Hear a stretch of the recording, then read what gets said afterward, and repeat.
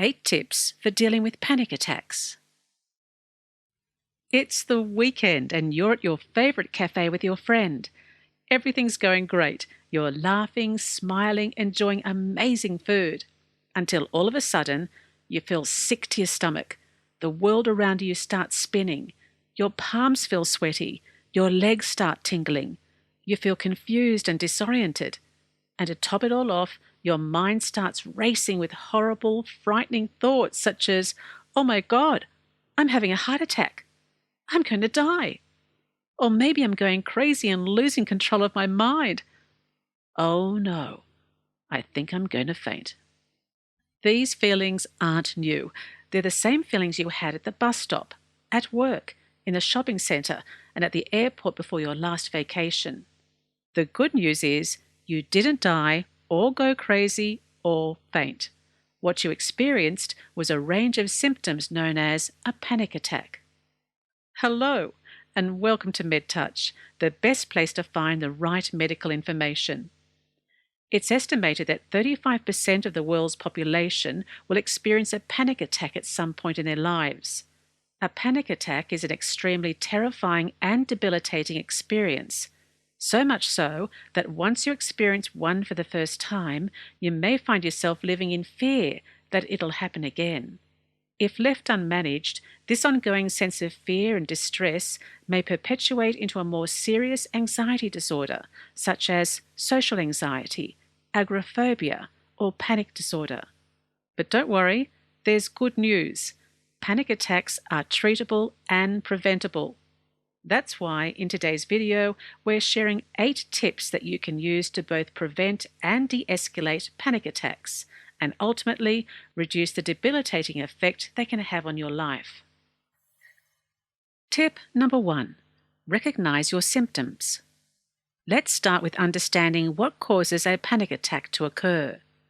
When your brain thinks it's in danger, a region known as the sympathetic nervous system becomes activated, which triggers your body's automatic survival response, known as the fight or flight system. The fight or flight system then prompts the release of the hormone adrenaline, which fuels your body in order for it to effectively deal with the threat by either running, fighting, or freezing. However, when you experience a panic attack, these symptoms occur even though there's no actual danger in your environment. This is known as a false alarm. This false alarm, just like the real one, causes an experience of sudden and intense bodily sensations such as rapid heartbeat, dizziness, shortness of breath, sweating, shaking, chest pain, and nausea. When your mind picks up on these sensations, it automatically generates a series of catastrophic thoughts such as, "I'm suffocating," "I'm losing my mind," or "I'm having a heart attack." These negative thoughts act like fuel to a fire. They keep your body in a state of panic by reactivating your fight or flight response system again and again and again. To overcome this, you need to convince your brain that you're not dying or having a heart attack, you're just experiencing a false alarm. To do this, next time you start having sudden, intense bodily sensations, focus on one particular sensation that stands out the most, such as pounding heart, sweating, or breathlessness. Next, remind yourself that this is your body's way of telling you that your alarm system is turned on. Once you're able to realize that your physical symptoms are due to your body's anxiety response, you'll be able to give your fight or flight system a chance to shut down and return to a state of relaxation within a few minutes. Just be patient and remember, you're safe. These feelings won't harm you. In a few moments, they'll be gone. Tip number 2. Take a deep breath. One of the best ways to calm yourself down when you're starting to feel anxious or panicked is to practice deep breathing. And why is that? Well, panic symptoms activate your sympathetic nervous system, the part of your brain responsible for helping you survive when faced with a threat, which is great. However, when there's no immediate threat, deep breathing reminds your brain that it's not in danger by activating your parasympathetic nervous system, the part of your brain responsible for calming and relaxing your body. Here's a quick deep breathing exercise you can try right now to slow your heart rate. If safe to do so, start running on the spot so you can increase your heart rate. Then sit down and inhale slowly through your nose, filling your belly and chest with air. Imagine yourself inhaling the scent of a freshly brewed cup of tea or hot chocolate. Hold your breath and count to 4. 1, 2, 3, 4. Then slowly exhale through your mouth, counting to 4 once again. 1, 2, 3, 4. As you exhale, imagine your breath blowing away the steam from your hot beverage so you can take that first comforting sip. Repeat this process until your breathing returns to normal. Although deep breathing is a very useful tool, it does require some practice. Try to practice periodically throughout the day or whenever you feel yourself feeling tense or overwhelmed. If you have a smartwatch, try setting up mindful breathing reminders to remind yourself to do a few minutes each day to relax and focus on your breathing. The more you practice deep breathing, the more automatic and habitual it will become, and the easier it will be to calm yourself down during stressful situations. Tip number 3. Practice muscle relaxation. Did you know that panic attacks can often be triggered by a buildup of stress and tension in your body? To prevent this, it's a good idea to regularly practice stress management techniques such as progressive muscle relaxation. Progressive muscle relaxation involves tensing and relaxing each muscle group in your body in order to relieve stress. With practice, your muscles begin to remember the uncomfortable feeling associated with tension and the nice, calming sensation associated with relaxation. This encourages your body to release muscle tension whenever you begin to do it, which is particularly useful for calming your body down and deactivating your fight or flight response when you start to feel panicked. To get a taste of how progressive muscle relaxation works, pick a muscle in your body and bring all your attention and senses to it. Next, tense the muscle hard enough to feel significant tension and keep it tense for about 5 seconds. Now, gently relax your muscle and keep it relaxed for another 10 seconds. Feel the difference? If your muscle feels weightless or warm, this is a sign that it's relaxed. The full procedure involves relaxing each group of your muscles until all the tension in your body has eased. However, just like deep breathing, this technique does require practice. Only through practice can you become more aware of your muscles, how they respond to tension, and how you can relax them more effectively. Try to practice deep breathing and muscle relaxation at least once per day, perhaps in the morning when you wake up, on your lunch break at work, or at night before going to bed. Tip number 4. Rate your anxiety. Experiencing extreme anxiety and distress is uncomfortable. There's no doubt about it. However, it's important to keep in mind that no matter how intense your feelings may be, you don't need to eliminate your anxiety altogether in order to feel better. In fact, the more you try to push your anxiety away, the stronger it'll fight back. You just need to reduce your anxiety enough that you reach an ideal level. So, what exactly is an ideal level of anxiety? Well, according to the inverted U-curve theory of performance and anxiety, experiencing a mild to moderate amount of anxiety will provide you with the motivation and energy you need just when you need it in order to perform your best. This is known as eustress, or positive anxiety. Events that are challenging yet not overwhelming, such as competing in a running race or making a speech at your best friend's wedding, are examples of positive stress that provide opportunities for fun, skill enhancement, and personal growth. The easiest way to determine whether you're experiencing positive anxiety or distress is to measure how you feel on a scale ranging from 0, no anxiety, to 10, extreme anxiety.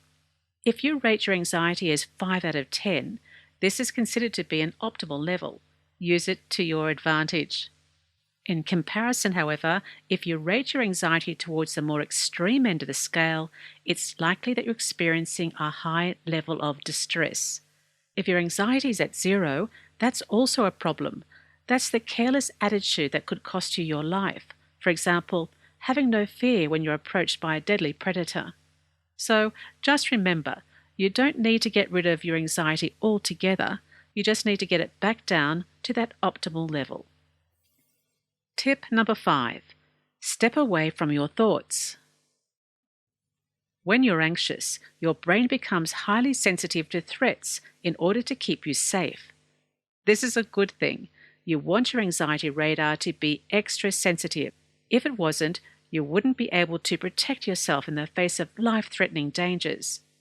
The trouble is, however, sometimes your brain gets a little overprotective and treats things that aren't actually dangerous as dangerous. When this happens, you need to help your brain get on board with what you know, that right now, in this moment, you are safe. A simple way to do this is to practice a technique known as cognitive diffusion. Cognitive diffusion involves distancing, disconnecting, or seeing thoughts and feelings for what they are, streams of words or passing sensations, and not what they say they are, dangers or facts. So, the next time an unhelpful thought arises, take a moment to stop, step back, and observe it. Don't try to alter or change your thought.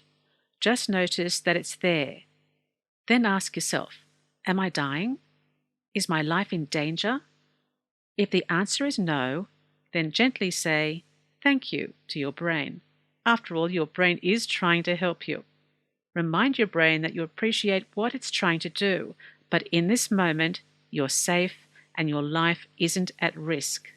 Remember, you don't need to fight with your brain. You just need to realize that your thoughts aren't in control, even when it feels like they are. By reminding yourself that you're not in danger, you can de-escalate your anxiety and bring it back down to a manageable level. Tip number 6. Weigh up the evidence. As you know, when you experience a panic attack, your brain tends to catastrophize and overestimate the likelihood of negative, life-threatening events occurring. A helpful way to prevent these negative thoughts from causing you unnecessary distress is to practice a technique known as cognitive restructuring. Cognitive restructuring involves gathering evidence that either supports or rejects the accuracy of a particular thought or belief. Think of yourself as a judge in a court case, putting your thoughts on trial to determine whether or not they're realistic or helpful. Let's use an example to illustrate this. Say you're afraid that you're going to lose your mind. You might start by asking yourself, how many panic attacks have I had in the past? Have I ever gone crazy or lost control? Then you might ask yourself, on a scale from 0 to 10, what are the chances that I could actually lose my mind? And what evidence do I have that this might actually happen? Here, it's helpful to present yourself with some facts. For example, you might tell yourself, despite having dozens of panic attacks, I've never done anything crazy before, so the chance of me going crazy is very, very low. Or, based on current research, there is no evidence that panic attacks cause people to lose their minds, so there's no reason that this will happen to me. Once you've examined the evidence fairly, take a moment to make a balanced judgment based on what you know. For example, you may conclude that after examining the facts, your thought isn't true or helpful. As a response, you can try to replace your original thought with something more useful. For instance, you might want to gently reaffirm to yourself that although your mind is racing and you feel uncomfortable, you're not losing control or going crazy. What you're experiencing is simply your brain's attempt at keeping you safe. Tip number 7. Continue on with your day. Once your brain is convinced that you're safe and sound, either go back to what you were doing beforehand or shift your focus to something enjoyable, such as calling a friend, listening to music, or watching a funny video. If you immediately flee or avoid the situation, This reinforces to your brain that what you experienced was a true threat. This is known as a learned fear response.